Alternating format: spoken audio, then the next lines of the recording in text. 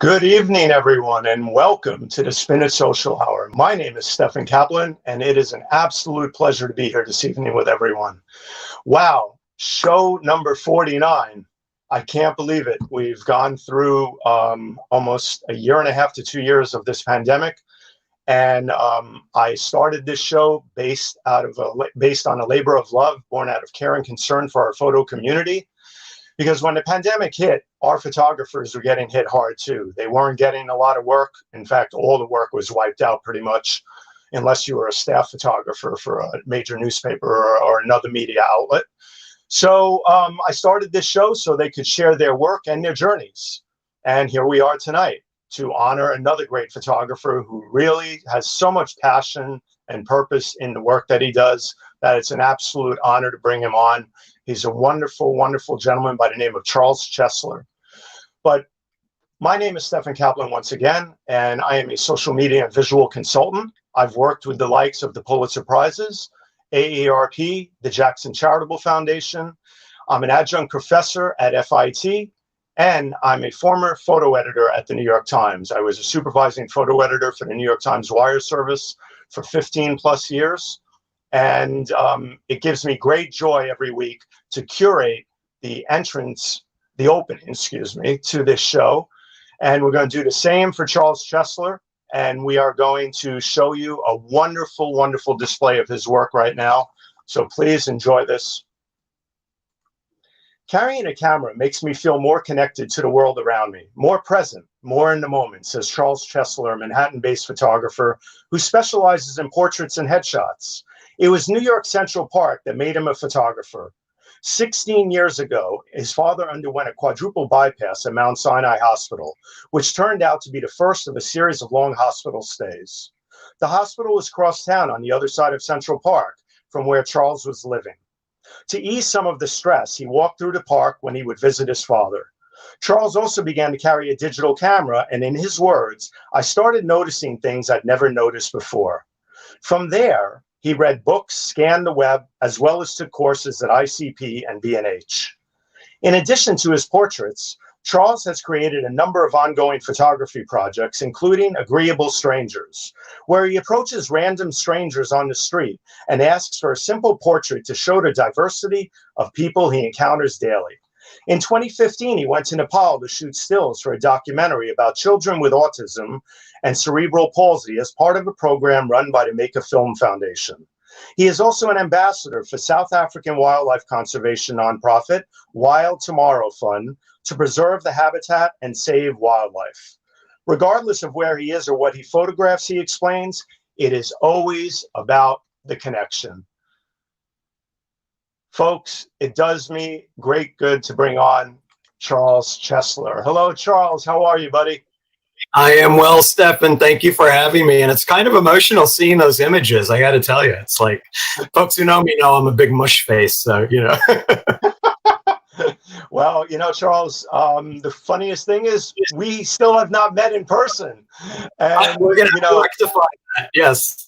We're going to have to rectify that now, now that we're all doing better with a lot of things. There's a few things, unfortunately, that are taking place right now, as we know, and we should all still be very careful out there, but we will meet up soon.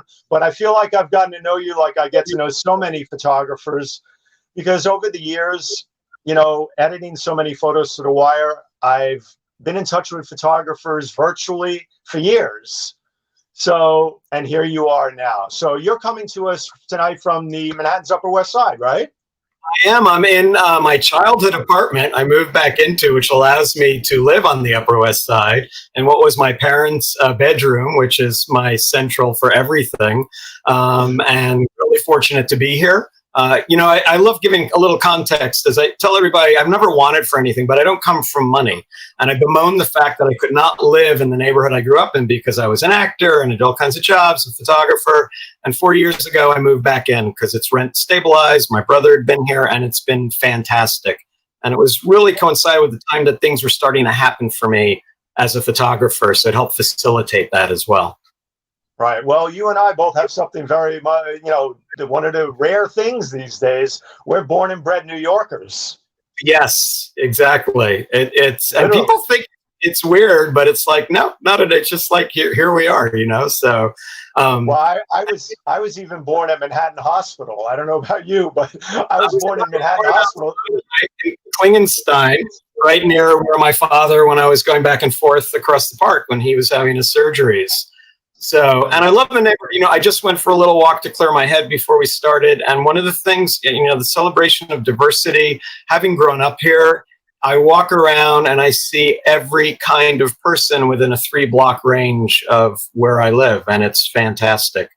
Something that makes me very happy. And I feel fortunate to have grown up in this kind of a community and having a worldview and having had the chance to travel as a kid and now as an adult. So, you know. Yeah, well, you know, that's the best thing in the world about New York is the celebration of cultures and humanity in New York. So many different people from everywhere. I mean, I grew up near Washington Square Park, and I had the best of the best, as I always say, between musicians, artists, you name it. It was the best. So I know exactly how you feel. But, you know, we're here tonight to celebrate and to, you know, tell people about your journey and your work. And I have to tell you, your story has captivated me because you know, let's face facts, you came to the photography world and everything else later in life. And tell us about your journey besides what I narrated in the beginning with those amazing and beautiful photos. Well, thank you. Well, you know, photography really saved my creative soul. And the short of it is I grew up passionate about being an actor from the time I was 14. As I said, I worked every kind of job, and I did a one-year children's tour in 1994 to 5. We actually talked about the Make a Film Foundation. My friend Tamika Lamison was on that. She runs that. And that was years ago. And I came back with a mound of debt because I never made enough money. And I started bringing not good energy into auditions, and I decided to quit acting. It was very, very hard, but it was the correct decision for me. And I worked as a cater waiter, a bike shop, getting myself out of debt, and picking up that camera to help me cope with my dad being in the hospital was the greatest thing that ever happened. And wow. I will say this, so I'm going to be 60 this year, and I have a great sense of both gratitude and pride because, as you know, there are no rules about this, right? And 3 years ago, I achieved the goal of making my full-time living as a photographer.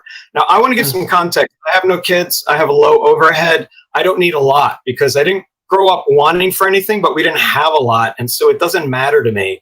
The connection that you talk about and experiences and helping people where you can and helping people bring the best out of people is what is so fulfilling in my life. And I get the chance to do that.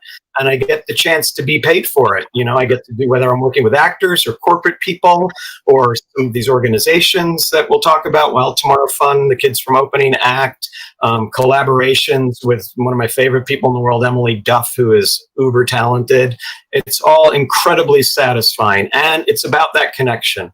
I'll just say one more thing about that. When I teach and I mentor kids, and it's learn your camera settings and your buttons and stuff so it liberates you so that you can pay attention to your subject. It was like when I was acting, I got the chance to spend 2 summers in Vermont studying with David Mamet and what became the Atlantic Theater Company now, big company in action.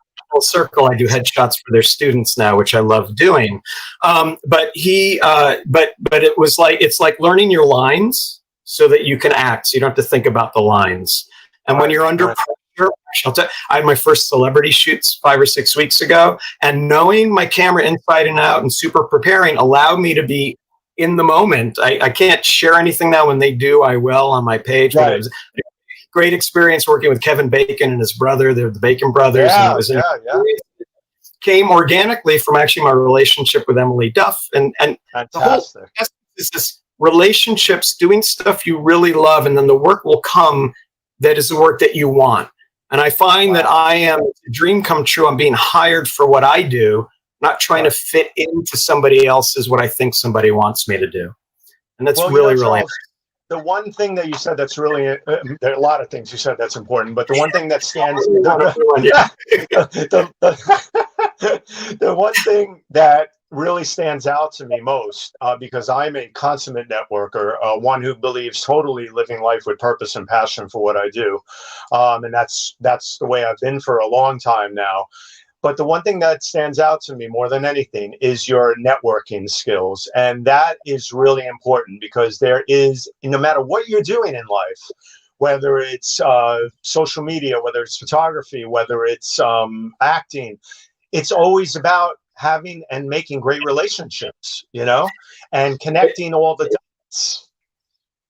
It's absolutely right. And I will tell you that I'm not a business person at all. I didn't have some master plan or anything.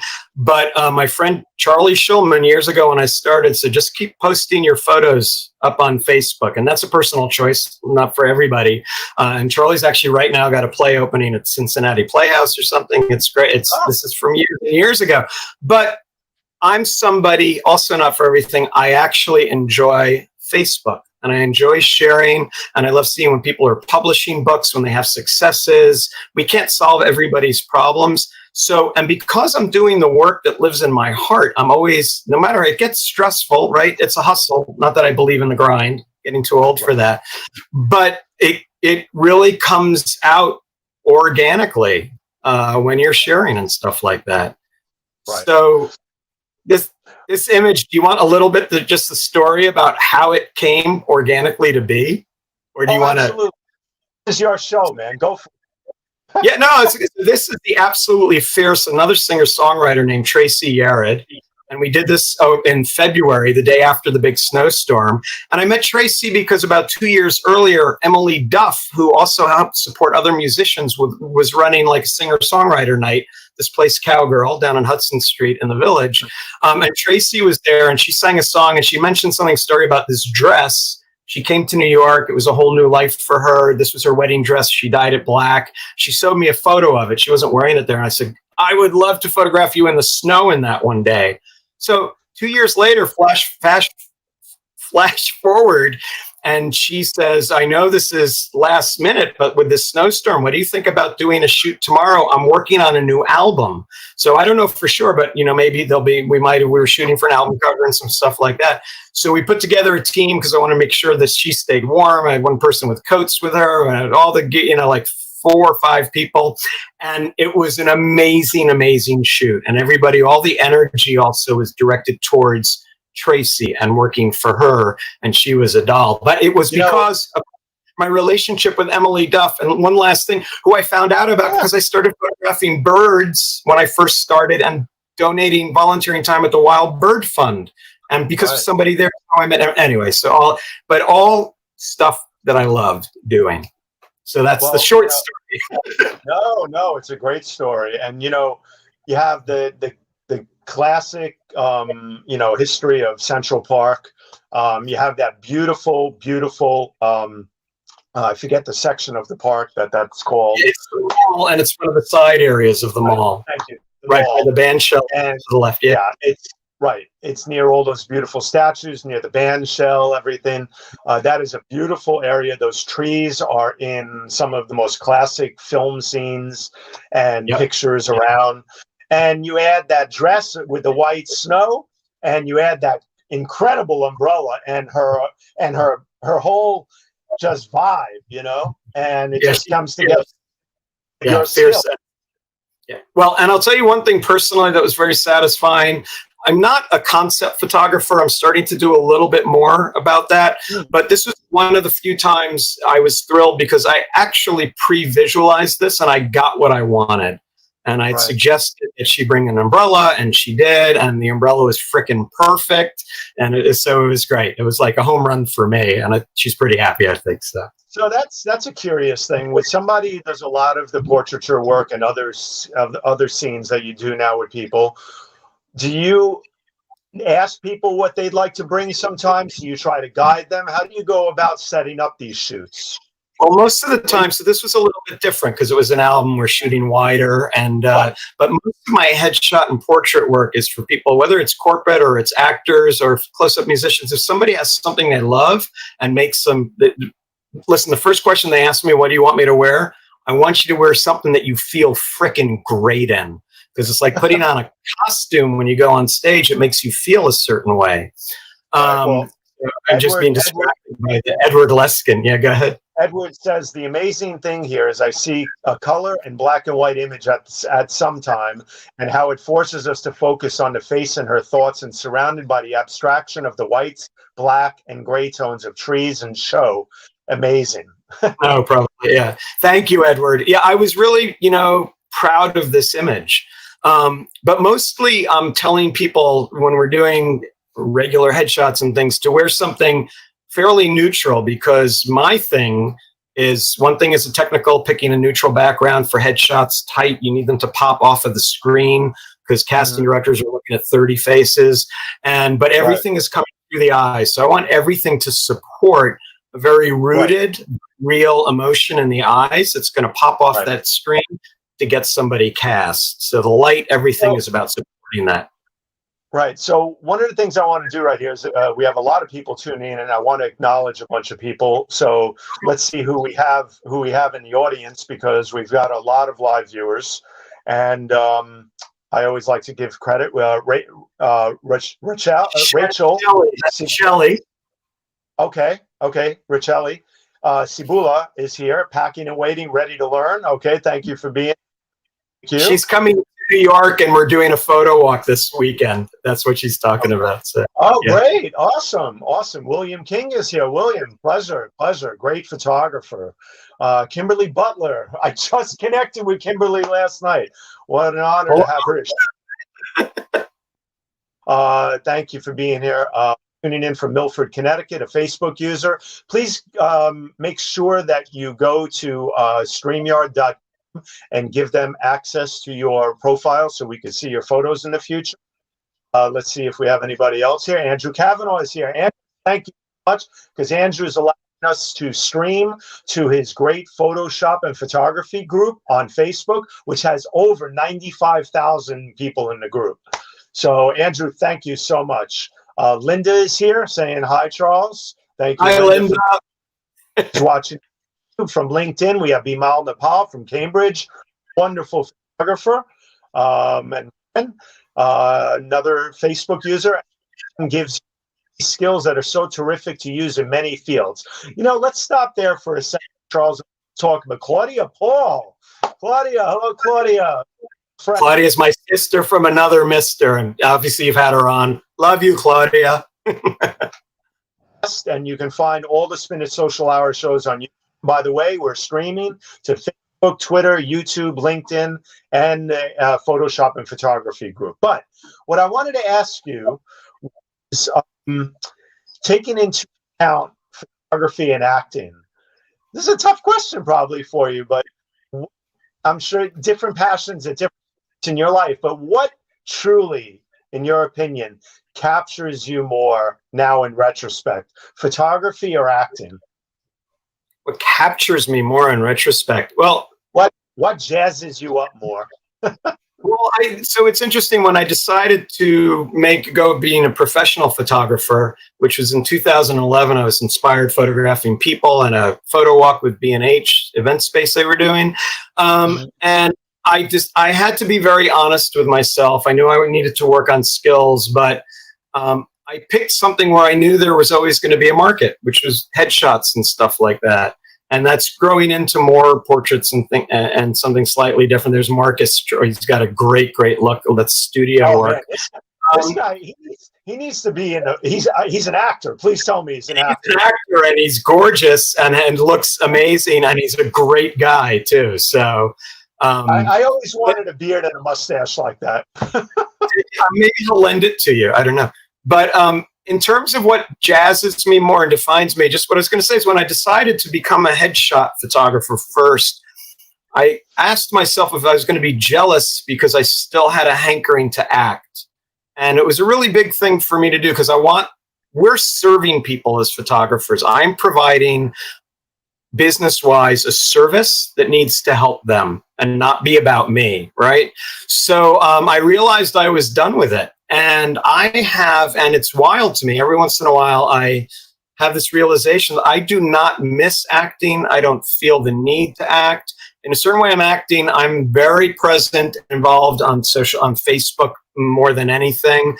And I get a lot of attention. And we all want attention. We all want to be, not everybody wants to be liked or needs to be, but that solves that for me. And I have been asked to do readings, and I'm not interested, but also because and this is very deep for me, as a photographer, I feel successful for the first time in my life, doing what it is that I love doing. And there are deep down reasons I think I may have not made it as an actor. I had some close calls where I think I was lacking a very deep self-confidence, not a cockiness, but a confidence that you need.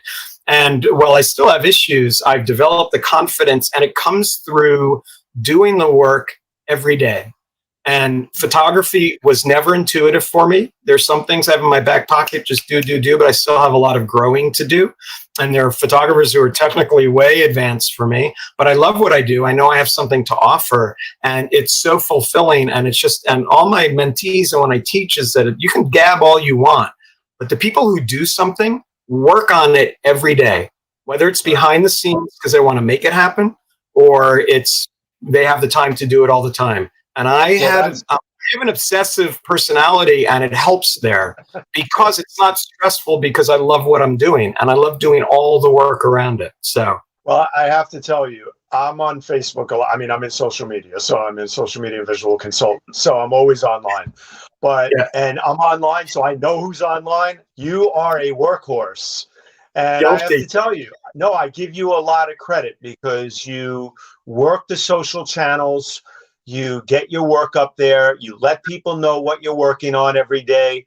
You're always saying good morning to everybody every day.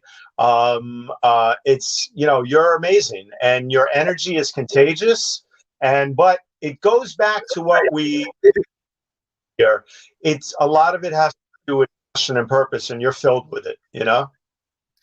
It is, and I'm literally, Stefan, I'm sharing what I love doing every day. And I think it's really important because there are you can take classes about working social media and marketing and how you get people to go from here to there and stuff like that. And I'm an idiot about that. And literally, I've just been consistent all these years sharing stuff. I decided to start sharing my process. There's some photographers who hate doing that because I wanted to set myself up for teaching and for helping people.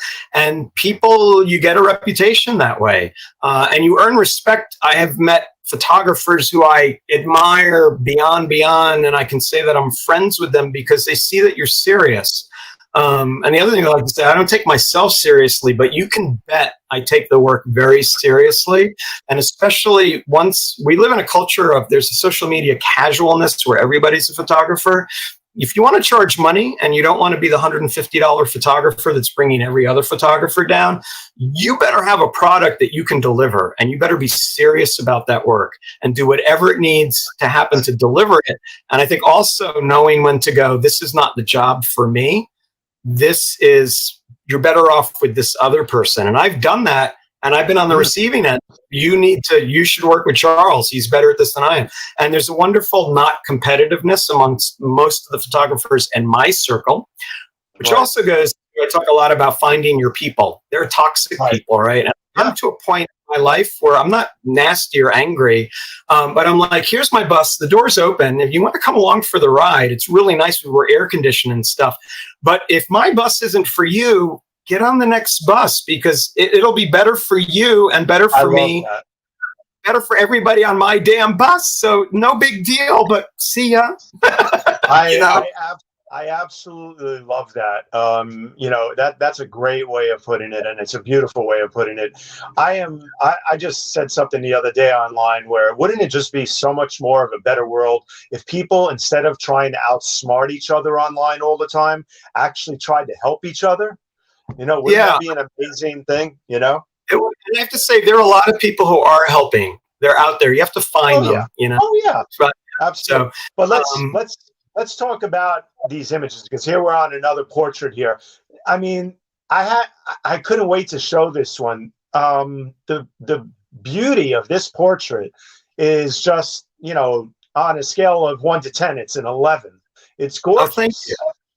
Thank you. That's Sada. She's great. She works in the theater. Very cool. And this is an old one. This is natural light portrait. It's done down at Bethesda Terrace with a little bit of a reflector gone in. And yeah, just minding the background, shooting wide open, so that Well, you know, we go. Edward says more off-center portrait composition, beauty, and our shift right to the subject. And our shift goes right to the subject's eyes. Such natural flow and movement. The bouquet is gorgeous, like a painting. Absolutely beautiful. Thank you, Edward. And this was yeah. No. I was going to say that if you want to find Charles, follow the reflector. The reflector. But I've also now I'm working a lot with off-camera flash or strobe stuff, and I've added that big time over the last year just for different look. Because one thing, obviously, when you're just working with a reflector, you can't control it's one exposure, but we can add drama, and we'll see some images I think that you have later where ambient is underexposed and we light the subject. And my buddy Dan is a fellow photographer, and these are snaps we did in different years in he has a little studio in his living room, like tiny space, but it can be done. Yeah. I love the color. I love the black and white. He's got such a great, look about him. I mean, man, on the right, I mean, it's I hope he doesn't mind me saying this, but it reminds me a little of Sean Connery. Oh, he does that all the time, and he loves it. And this, this is I think done with one flash, a speed light, and I forget what it was in. But you don't need a lot of stuff. There will be a lot of people who go, it's a head that's dangling, and we did that purposefully, and I like it. We could light the background. We could have a hair, right. All that kind of stuff. So, but right. And I think I should get a little hair light on the right. So you do a lot of outdoor work, and you do a lot of studio work. I love your studio work equally. Thank you. I try to go for a nice big clean look, and then I do the drama with Marcus we saw. And this is part of a project I've been doing called the Body Positive Project. And this is a fantastic photographer named Christina Aragoni, who I know because of Emily Duff. They all came and did it. And I have a page on Facebook with the images of the Body Positive Project. People can find it there. And just a quick thing, it was born organically and out of passion and purpose because my friend MC posted a photo of herself naked on her kitchen floor in a certain pose covering the important bits. And she wrote about her body and some stuff. And I was moved. And I was moved because it made me think that my mother was never comfortable in her own body. So I asked her, I said, MC, what if we did this, light it really bright or nice, clean lighting, photograph, right. Repeat the pose. And she said, yeah. And I said, what if we made a project? So I've done 4 sessions pre-pandemic and about 19 really wonderful women. Very important for me to create a safe environment. And I've gotten great feedback from them. And I'm going to be picking it back up maybe in August, but certainly, on the sooner side. And it will be a lifetime project for me to do. Well, that's wonderful. And everybody should go to Charles's website, which is charleschesslerphotography.com. We've been showing it on the bottom here. And also, that's also his Instagram page as well, Charles Chessler Photography. And check out his... Go ahead. No, sorry, check out... Sorry. It's okay. The more recent stuff is on Instagram, like many photographers. I'm so behind in updating my website, but that's, yeah. Well, check out all his projects because he has numerous projects on there, and they're all worthy of your attention. So, but portrait after portrait, the lighting, the beautiful things. But we're going to get to this very soon. We're going to lead into it. But you worked on a project called Agreeable Strangers. Now this is a model I know that you have a young that you work with, right. But tell us a little about this subject here, because we have several photos on the show of her, and she's so photogenic. So this is indeed Emily Duff, and I have to tell you, she is the last 3 years been on the lists of the best singer-songwriters you may have never heard of. And my collaboration with her is one of the most satisfying things. I love her and her family, and she is a prolific songwriter, fantastic.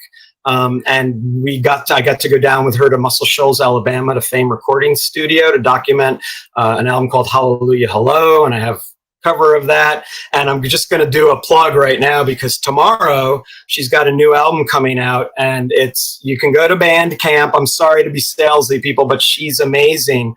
So let me see where, there we go. So it's called Razor Blade Smile. And this is, we took, these images are all mine, and we did some stuff on a rooftop, and then we did some stuff down at Cortlandt Alley. And she's one of the only people I allow to touch. She does the design and the treatments. And this was down in Cortlandt Alley as well. So this is coming out tomorrow. And I cannot encourage enough people to go to Bandcamp, check her out, and see her great stuff. The album Hallelujah Hello, by the way, the cover, we took photos all along. We drove 19 hours each way down to Muscle Shoals. I forget which way, but the cover is this window right here, this old window, my parents' window, which is kind of cool. So you never know where your subject, and shooting it kind of very wide open.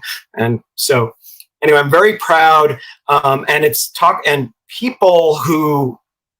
people who bring out the best in you and everybody around them. That's Emily Duff does this, and she supports other singer-songwriters, all that. Anyway, well, I have to tell you about this photo. When I saw it, when I was curating the show, and I saw it, I knew right away I had to put it in the slideshow. But more importantly, I swear, what it really reminded me of was one of the classic Rolling Stone magazine portraits. Oh, I can't tell you how good that makes me feel. I'll tell you this photo we took. So she and her husband and their two beautiful kids live down on Hudson Street in 325 or 40 square feet.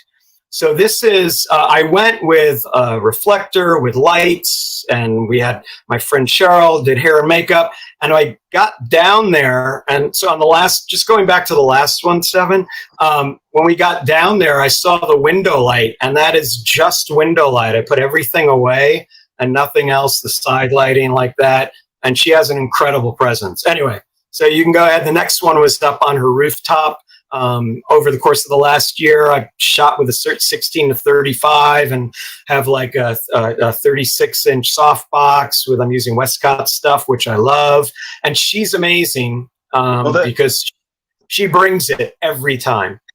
The thing that I love so much about this photo right here, and I just found it earlier today when I was putting together this second portion of the show, was I love the little bit of light that's coming right from the palm of her hand. It's almost like, she's a superhero musician or something. I feel like the light's going to just come beaming from her hand. I just love it, So I can't take credit for that. That's a little bit of a treatment that she put on there, but it looks fantastic, I have to say. I love it. It's great. Great sensibility, unbelievable sensibility. Well, tell us about that, though, Charles, because you say that she's the only person you ever let touch or do any work on any of the photos you've taken. How did you discover that, and why did you let that take place? I let that take place because I first started going to hear her sing exactly 5 years ago. She was playing a cowgirl up until the pandemic once a month. There's a whole bunch of very dedicated people. I just started taking photos from the very first time, shared some stuff with her. And it's just the sense that she's somebody who needs to be allowed to do what she wants to do because she has such vision. And there really don't trust many people like that with my work, but I've loved everything that she's ever done. And she's also she checks to make sure I like stuff. The collaboration and the communication is so key. It's what I'm teaching my kids too. Say please, say thank you, show up on time and go, what do you think about this? And working together. Yes, Edward, she's she does. He got it. She's taken us to church, Edward. Go check her out. But so I trust her completely, implicitly. So here's the back, of some of the shots we're doing up the rooftop, and there's the big Westcott strobe, and her husband took this behind the scenes. And I think when I posted this on Facebook, I asked if that model made my butt look fat. but you got to have fun, you know. But this is, you know, to get that angle. So that's on a series, right? I want it to be up in the face, very powerful. Or is it Robert Kaplan? If your image isn't good enough, you aren't close enough. And not everybody can handle wide angle and close. I'm starting to use it a little more for effect with stuff. But Emily has this magic, and that everything looks amazing with her, because the one thing I'm most concerned about with a photographer lying on a rooftop in a hot weather is I've been up on many rooftops back in the days when I used to photograph a lot of things, and I once lost a sneaker getting stuck in tar. Thank God no sneakers were hurt in the making of this photo. Yeah, but the way you're lying down, I was worried about more than your sneakers getting hurt. But, you know, one interesting thing technically for people, if you look on the right side of the, one thing that I love doing that I've kind of mastered is I travel around the city with a rolling bag. I love the think tank stuff and a reflector. And I have a 36-inch softbox over my, and everything I need, I can get on the subway and I can go make photos anywhere. So yeah, this is another treatment by Emily. This is a 16:35 portrait, up close. This was up on the rooftop there, and she just did a treatment on it. So, yeah, no, I love that. I mean, it's really beautiful, and it's real. She's got so much character, man. She's amazing. So she must be a joy to photograph. So she's a joy to photograph. She is smart. She is funny. She's empathetic. She cares. She lifts up other creatives around her. I adore her. She's family. So well, let's move on here, because we got plenty more to show, and I want to know. I mean, it's just such beautiful work. This photo I fell in love with the minute I saw it. I used it for one of my Instagram stories that I put out there. I put it to the great Bill Withers song, "Lovely Day," and because the lyrics of Bill Withers' classic "Lovely Day" fit this photo and this couple so well. The way she's looking at him, the way he's looking at the camera. It was the best story I've done in a while on Instagram, but I love this photo. Thank you. And it was a lovely day. And I'll tell you how this comes about is so for Agreeable Strangers, it's, first of all, you got to know why you're, there's a few points I've always talked about. Know your why. And I know my why. It's about celebrating diversity and shared humanity, and little thing. And have your settings ready. Loiter in good light. I'm waiting in good light. And then these guys come and I'm responding to energy. So I ask them, I tell them about the project, what I'm doing. Can I photograph you guys? And they're like, sure. And then this is the key that I tell people, listen, I don't want to know, so I'm respectful. I don't want to know your personal business, but I would like you to think about how you're really, really feeling today. And just look at my camera, or they started playing, looking back and forth at one another. And they were in such a great space. How great to be young and in love and beautiful like that. And I think they felt that I wanted to celebrate that. And they trusted me. That's not to be taken for granted. And they loved the images when I showed them to them. But that's everything goes in creating, and that's the connection, right? How you talk to people and the energy you put out is so important, which is why you know your settings backwards and forwards. You don't want to be fumbling for stuff. You want to go, oh my God, you guys are so beautiful and young, and can I take your photo? And then it happens. So it's magic, this photo, and I'm sure they love it. And you know what? It really is about connecting with people, and they give you a moment of them. I read this in a quote. I forget the exact quote, but it basically says that when you're doing portraits, you're not taking their photo. They're giving you a moment of their life, a moment, their inner feelings, their whole being. And that's exactly what this couple was doing at that moment, you know? Yeah, it was nice. And it was flow. I got it right at the beginning, so we didn't lose the moment and stuff like this. Yep. But this is the same spot. How did you come up? I mean, the name Agreeable Strangers. I love that concept for a project. Thank you. It just popped into my head very early on. I was like, what is it? So from my acting training with David Mamet, it's you say, what is the character literally doing? What's the essence of that? And then what is it like to me? So the essence, I was like, what is the essence of what I'm doing? And I want portraits of strangers who are agreeable. There's plenty of candid photography and serious stuff like that, but I wanted to do what I've been doing, which is to talk to people, ask for their permission. If they weren't agreeable, it's okay. You don't have to do it, because there's be somebody agreeable coming in 5 minutes. There's a million people. And probably I think people who are putting out the kind of energy that I think they're going to like being photographed. That girl was great. The last gal, that was with a lens baby. And that's right around that's on 73rd and Broadway. She'd come out of Sephora, and I took literally 2 clicks. I was lucky with the lens baby. It's manual focus. I was so nervous.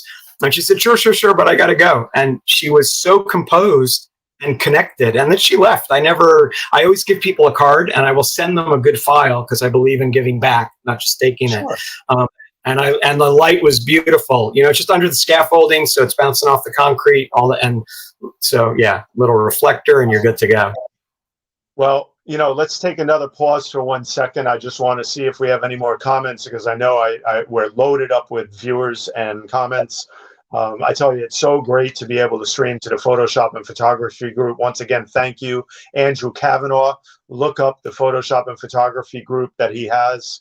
But anyway, one of the things that I know that you're famous for is that I think there's a rumor that goes around New York. There's a rumor that goes around New York that Charles Chessler owns a certain alley in New York City. Is this the alley, Charles? That's my alley, and it's interesting. It used to be called Cortlandt Alley, and now it's actually, I think they're going to call it Chesler Way. Yes.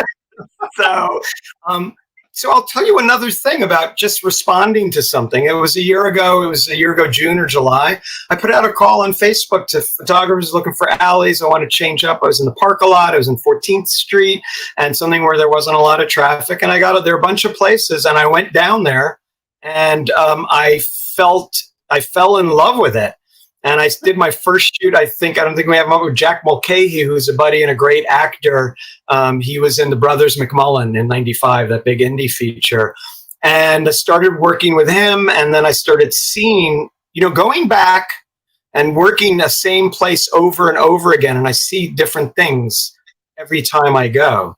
And it keeps me on my toes. And I'm somebody who doesn't mind doing repeat, rinse, lather, repeat.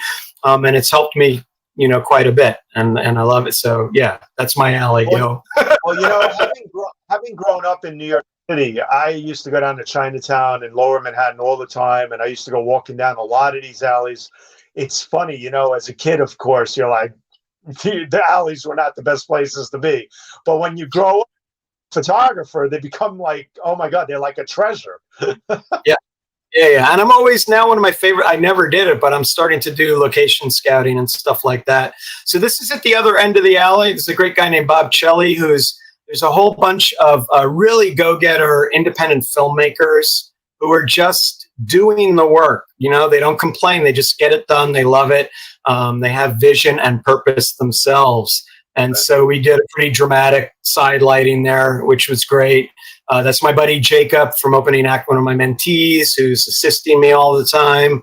Hi, Stefan Falk. And here's Bob. So this is another look from that end of the alley. This is underexposing the ambient a little bit. I'm shooting up on him, which I never used to do. And just that one light, it's either always like an FJ200 or 400, and it's either in a 26 or 36-inch softbox. And then just connect. Well, that alley gives you such beautiful, soft, colored background. It's just wonderful, So yeah, I can see why you've claimed it as your own. Thank you very much. Now I'm going to go down. There are going to be 8 other photographers when we're down there. Oh, there's going to be a whole flurry of photographers down there now, man.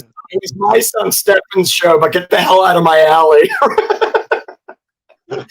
I love this. This is wonderful, wonderful.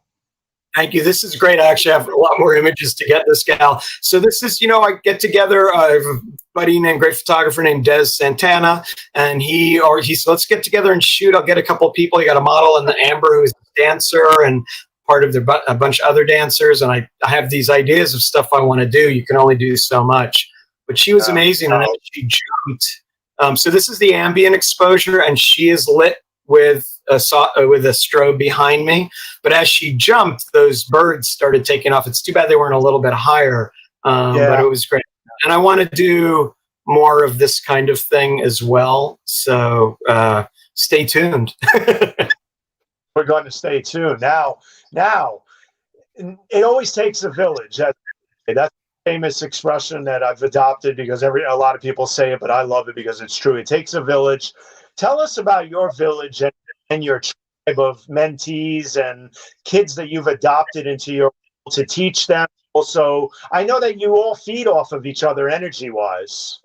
We do 100%, and these are the two most special ones. So what happened was my friend years ago, the last acting class I took, my partner was a gal named Halima Henderson, who's an actress, and she's also a teaching artist for a great organization that I love working with named Opening Act. And Opening Act brings theater to underserved public schools around the 5 boroughs. So I first got involved, and then they hired me to shoot their gala fundraiser stuff, which was exciting. They're Broadway people and things like that. And I wanted to help out a little bit. And so I offered at the first, I think it was the first one, there was this gal named Brittany who just came back. She just shot a series for the CW, a remake of 1400, something like that. And she was on another series, Netflix series, Grand Army in October. So I asked if I could photograph Brittany, just offer to do headshots for her. And then that went really, really well. And I said, I'd like to do more. So for their summer program, I did headshots for all their summer students. It'd usually be between 20 or 30 students. And at that first time, I think maybe it was 4 years ago or whatever. So Jacob, we finished quickly. I was very efficient. And they said, do you want to talk about working, living the creative life? So we were chatting, and Jacob kind of quietly goes, do you mentor? And I was like taken aback and go, no, but let me think about it. So about a year and a half ago, I'd say maybe it's 2 years ago, we decided to really do it whole hog. And so I helped raise some money for equipment, gave Jacob my old 5D. Jacob is an actor, and he is a writer, and he does video, and he's finding his way. And he's a great kid and one of my favorite subjects. He's very, he's got an old soul. So it's one of the things I love about. I have a love for old souls. So we're just going to bring him on. We're just going to bring him on and have him talk. What's up, Butter? I call him Butter because we were talking one night and I was exhausted. I was going to say brother or buddy, and it had come out, oh, good night, Butter. So anyway, but Jacob, I love you, Jacob. And it's one of the senses of purpose that I have in knowing that stuff is appreciated. And for me, by choice not having kids at 60, so when I'm 80 and he's in prime making movies and stuff, it will be a great feeling knowing that I had a little bit of influence on this beautiful human being right here. Well, Jacob, welcome to the show for us, to on here. Thank you for being a participant and to talk with Charles. And you have a little bit of feedback for reason. No, Jacob, maybe. Yeah. That I'll just keep muting one when you're talking. We're getting a lot of people. But about your work with Charles and what it means to work with.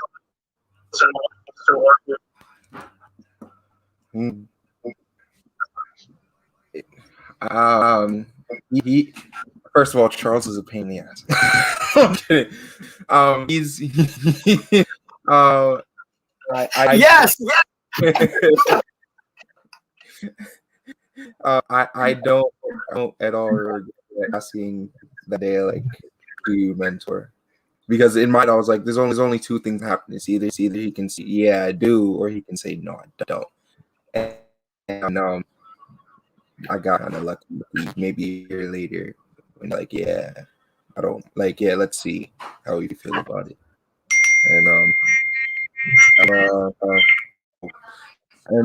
I've definitely learned a lot in my time.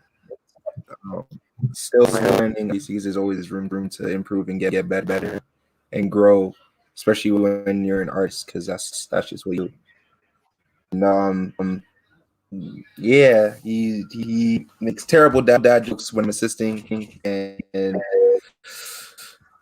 you know, Guilty. it's fun. It's fun. It's fun time. Well, Charles has this wonderful way about him, and I'm sure that it's been incredible. It's been incredible to be able to, you know, work with him, learn from him. And given that you're coming from an acting background, I'm sure that you guys have a lot in common, you know? Yeah. It's weird because I didn't expect to relate to as much for him to like understand where my head was at in terms of like just from a creative standpoint. But he understands where my thought process goes most of the time when especially when it's like decisions and things like that. And the fact that he like still helps me along with even photography and even acting, he gives me some guidance as to like you know, one of the things I from him and Brittany, like if you do what you have to do in that moment and then move on to the next thing, because there's nothing to do now. Like you've done what you can, move on. And that's a very, very important thing that I learned, because if it were not, I'd be in a very different situation. So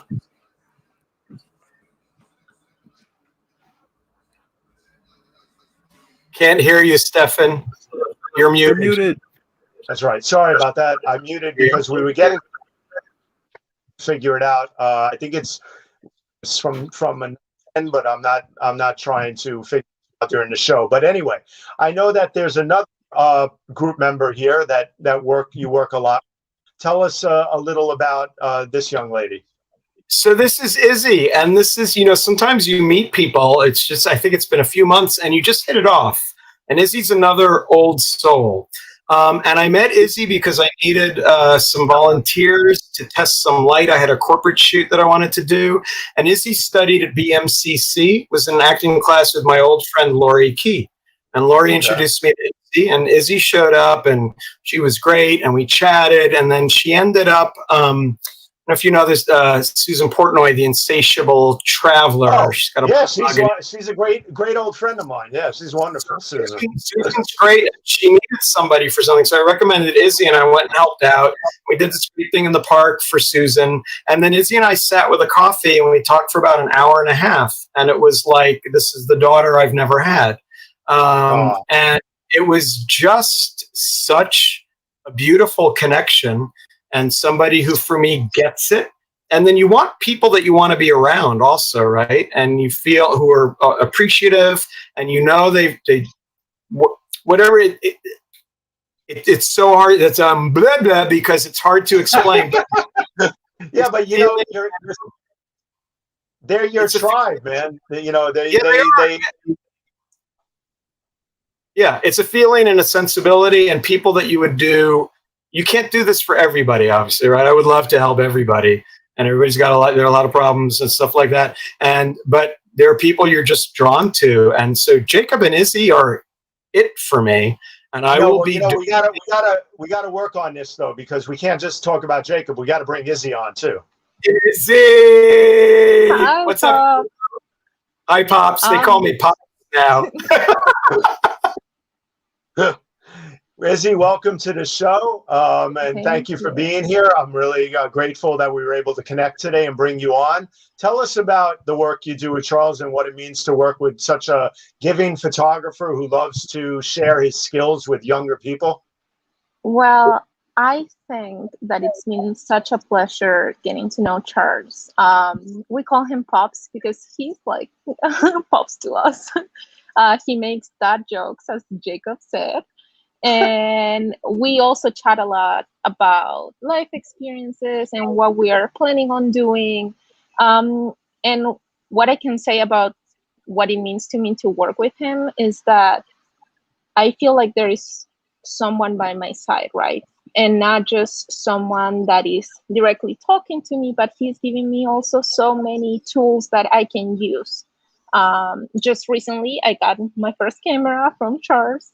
And since then, I've been learning how to take pictures, and he's been teaching me all about lighting and how to control it. So I feel, as a young artist, it's really hard to find people that trust you and that give you that kind of, tools. But Charles is one of them. And for that, I'm always thankful.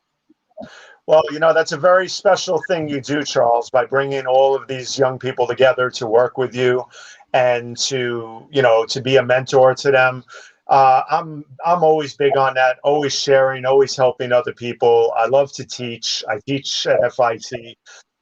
Teaching is one of the best things that you can do to give back and make people better in life. And it's wonderful that you're able to do this with both Jacob and Izzy. Any final remarks about working with them both? And then we're going to have to just move on to a little more of the show with some of the photos. But tell us, a little more. It's a beautiful thing to be working with them and to feel, it's selfish also to feel like you can have a positive influence on a couple of human beings. And to share, for me, like it's that classic, I wish I knew at your age this, and seeing whatever the struggles are and just saying, stick with it and keep focused on the work, doing what's in your control, right? It's Stoic philosophy. Don't worry about people's opinions of you. If it's going to rain, any of that, work on your work. And if you have a huge success, celebrate it for 5 minutes and get back to work the next day. If you have a huge failure, acknowledge how you're feeling, get up, dust off, and get back to frickin' work the next day, because that's all that's in your control. And the bigger the failures you have, the quicker you learn the lessons. There's the whole thing, obviously, you don't want to market stuff. I market very specifically what I'm good at, right? You don't want to get out there, charge money for something, and you're awful at it. It's not good for you. It's not good for the other people. But just learn and work. Do the work every day for the rest of your life. All great artists and creatives do that. Yeah. Well, we want to let everybody know that they can follow Jacob on Instagram. We were running his Instagram handle below, so please follow Jacob on Instagram, and you can also follow Izzy as well on Instagram at Izzy_C. Get to know Charles's assistants here and two great students of his that he mentors, who are wonderful, wonderful young people out there doing some great stuff with acting and photography and everything else. And I wanted to thank you both for coming on here to lend a little surprise for your pop. Thank you so much. Thank you. All right, you guys. Take care. Go do your homework. All right. Go do your homework. Bye, you guys. Stay in touch. Take care. Okay. All right. That was really, really nice. I love those kids. I love them. So I'm always full of surprises. So I'm always it was going to be, and I had no idea. So very cool. You thought I was going to pull your second grade teacher out of the hat, didn't you? Wednesday. How did you know that? Out of the hat, exactly. Anyway, here's a photo of Jacob and Izzy both working with you when you actually happened to be working that day with Kevin Bacon. So what a treat that must have been. It was, and there are a couple things going on. I wanted to give them the experience. I trust both of them implicitly. I knew that I was going to be nervous and that it would bring me comfort having them there, and it did. And they helped make for a really smooth shoot. I had like 3 or 4 setups. I wanted to be so I'm going to tell you this thing going back to like deep down self-confidence. As confident as I am about what I do, we're all hardwired a certain way. And this was my first celebrity shoot. And you can bet I was nervous. There's some people who don't get nervous. They don't worry. They've had confidence but it's just my thing. I'm not trying to be humble or undersell myself. And having them there felt very, very comforting. And we knocked the shoot out. I wanted to be mindful of their time in about 40 minutes. And I was really grateful. I can't remember if I mentioned earlier, this shoot came about because the publicist for Emily Duff happens to be their publicist. She contacted me. I didn't know who it was going to be about. And I went through the whole thing with her. And then we had a Zoom with the manager. And then they sent my proposals and some samples of what I wanted to do. I'm sued to Kevin and Michael and passed that. And we figured out, contract. And I was it was great. And they were all appreciative. I want to talk about one thing about this is where, so no matter how nervous if you're on stage, you know your lines, right? You do your job and what your actions were. And knowing my gear inside and out and knowing that the trick, go back. The trick for me was that I had the light and stuff, but always it's about connecting. And with this, it's with somebody finds me, it's easy. We do a Zoom and stuff like that. But I had to find a way in for me that was respectful and not too intrusive. Because Kevin Bacon is a star. His brother is an Emmy Award-winning composer. And cool. And so Kevin was really nice, but cool. And I just want to tell you, his Instagram is very cool. And Monday nights, he does this thing about the Monday Night Blues. He plays some songs and he talks about what he loves about them and stuff. So we go, he gets there early. I did a first solo shot of him and I showed him. And he was like, okay, so I knew what I was doing. And I said, I was trying to figure out how can I get through and connect, but not be too intrusive. I got to tell you, I've been watching your thing about Monday Night Blues, and you talk about this Carole King song. And I said, there was so much joy, and there really was. And I said, I'd like a little bit of that. And he was like, cool. And then we shot and we got into a rhythm because he's a pro and I would pop the flash and he would do a slight change and it was a master class in posing. He knows his angles and stuff. And every pop, there was a change. I would say, thank you. So he knew that I was seeing what was happening. And it was a very cool feeling. I think I earned his respect with that. And it made for a great, great shoot. So that just in terms of working process, and even though I was nervous, I had all my foundation of all the work I've done the last 10 years. So I'd like getting that out there for people. It's do the work so you can rise to an occasion. Yes. That's right. You pay the dues and do the work. That's right. But I love the advice. Yeah, I'm sorry I have nothing to say. I'm a terrible interviewee. I know. It's like this is a show for people to learn about your journey and your work and not vice versa. So it's wonderful that you have so much to share with everyone, and we appreciate it. So, but wherever you go, one thing I know about you, whether it's here, whether it's Africa, whether it's Nepal, you're always sharing, and you're always working with young people everywhere. But I wanted to close on a note. You and Great Keys, who's a photographer, went down to the Oculus. This was something that was worked on, I think, with APA New York, correct? It was an APA New York event and a couple of dancers and photographing dancers. And it was very, as you can see, super serious. It was super serious. And I have to tell you, I'm going to let you name the photographer who took this photo. Yeah, Irina Haig. Thank you, Irina. She really captured the moment. And a shout out also on the right in the red cap is Ash. He and I are new board members for APA New York, for whatever that means. But he and Travis set up the shoot, and I came to help out and look pretty, I think. No, let me tell you, it is a beautiful photo. It is a great photo. Your pose at the end there, along with Travis with his foot behind him and looking up. It's just, I'm going to have to buy one of these from her to put it on my wall, because it just cracks me up every time I see it. That look on your face is killing. It's just so funny and great.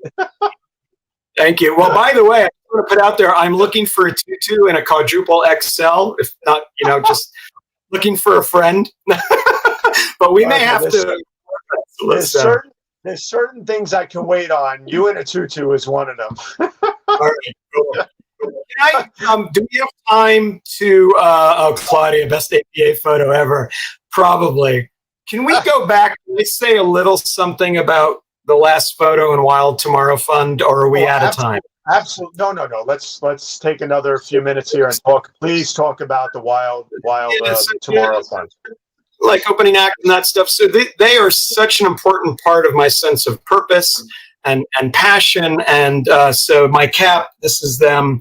And they're a wildlife conservation nonprofit, as you mentioned, and they're two people who run it here, and then they're based in South Africa. But here's the other thing, because I started teaching bird photography, donating time to the Wild Bird Fund in New York 8 years ago. I met Wendy Hapgood, who is one of the people who runs the Wild Tomorrow Fund. And she came and took a class with me, and she loved it. And then she's not a photographer, but then she came and she took a portrait class. And we got to be friends, and I got starting to do some work for them for Wild Tomorrow Fund. Thank you for their galas. And a few years ago, she said, we do these volunteer trips where people come, they have a 2-week experience in South Africa. They work for us about 9 days and get 3 days of like fancy safari. Would you be interested in being the teacher if we did one that was photography oriented? And my mouth dropped open. I was like, of course. And they're doing great things. So they are saving habitat, they're saving wildlife. But important for me also with the picture of the kid is that they're helping local community. And so I went in 2019 in April, not as a photography teacher, but on one of their trips to gather content, and photographed 60 of their kids, and we made prints for them. And these kids are beautiful, and they're doing real things. We're bringing stuff for them, and they're helping feed these kids, as well as financing rhino dehornings, which are sad but needed, and stuff for the rangers who are on the front lines. So this for me is a thrill. And then we went back in October. We had a full trip, and it's for me, I don't have money. I can help them raise money, and egotistically, I get to go to South Africa and stuff that I thought I would never experience in my life, which is also why we were supposed to go back last August. Obviously, we didn't. There's a group there right now with them. But we're going, I just want to say, we're taking a photography group next year. I think it's March 26th to April 9th. It's another photo trip. It's not up on their site yet. But if anybody, I'll be the teacher. If anybody wants information about that through my website, they can contact me. But it's an unbelievable experience to be there. You'll experience emotions you never thought. Being this close to a rhino dehorning, like I was sobbing inside, taking photos, documenting. I was able to do a presentation. And I'm so grateful for the opportunity to be working with them and hope to be next 20 years. So yeah, it's so difficult to know that they have to do that to the rhinos to save them. It's just horrible. But it's painless because it's like cutting cuticle, not the cuticle, but the nail. And it's very emotional because they use a power saw, whatever you call it. But the teams that do it are dedicated, very, very, they're very smart, swift as can be, caring, all of that. So yeah, it's an amazing Charles, thing. I have to tell you, it's been an amazing evening. It's been absolutely fantastic having you on. I've been trying to fit you in for a while. I'm sorry it took so long, but you've done some great work out there. We've had so many comments from so many people. Thank you, Claudia, for being here. Edith was here. She said, beautiful interview. Thank you. Linda says you're awesome and giving teacher. She's lying. And so many others too. But I wanted to thank you once again. Everybody can reach Charles Chessler on Instagram, and also Charles Chessler Photography on Instagram and at his website. Claudia, thank you. She says, anytime, my friends. One of the things I'm going to do is close out the show with a couple of really important things. One of the most important things we could do right now is pay tribute to a wonderful soul and photographer that was lost last week and was killed in action as it's hard to say sometimes.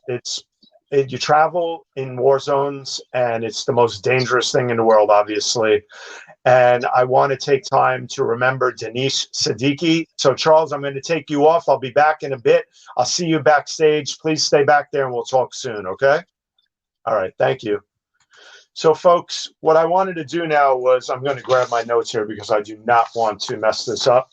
but I did want to mention that Denise Siddiki, who was a great photojournalist, was killed. I want to get this straight in terms of what happened.